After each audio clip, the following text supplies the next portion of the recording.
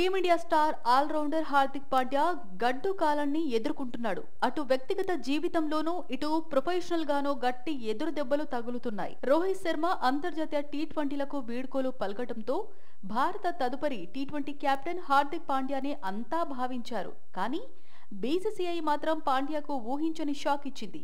T20 captain గా పాండ్యాను కాదని సూర్యకుమార్ యాదవ్ ను నియమించింది. శ్రీలంకతో టీ20 సిరీస్ కు భారత జట్టు ఎంపిక సందర్భంగా బీసీసీఐ సెలక్షన్ కమిటీ ఈ నిర్ణయం తీసుకుంది. శ్రీలంక పర్యటనకు జట్టు ప్రకటించిన కొద్దిసేపటికే హార్దిక్ మరో బాంబు పీల్చాడు. గత కొన్ని నెలలుగా తమ వైవాహిక జీవితానికి సంబంధించి వస్తున్న రూమర్స్ ను హార్దిక్ పాండ్యా, అతని భార్య నటాషా స్టాన్కోవిచ్ నిజం చేశారు. తామిద్దరూ విడిపోతున్నట్లు ఉమ్మడి ప్రకటన ద్వారా తెలియజేశారు. మా 4 ఏళ్ల వైవాహిక బంధానికి ముగింపు పలకాలని నిర్ణయించుకున్నాము. మేము కలిసుండేందుకు అన్ని విధాల ప్రయత్నం చేశాం.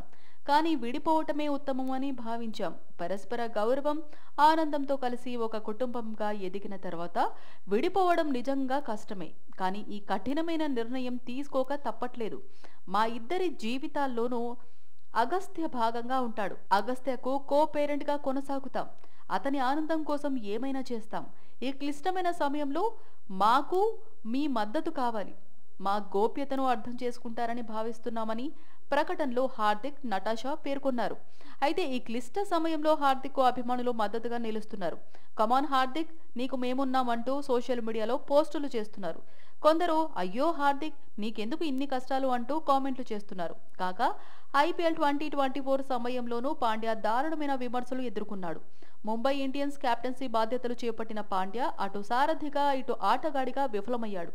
దీంతో పాండ్యాను దారుణంగా ట్రోల్ చేశారు. అయితే టీ20 వరల్డ్ కప్ లో పాండ్యా దుమ్ము లేపటంతో ఒక్కసారిగా హీరో అయిపోయాడు. తిట్టిన నోళ్లే అతన్ని ప్రశంసించాయి.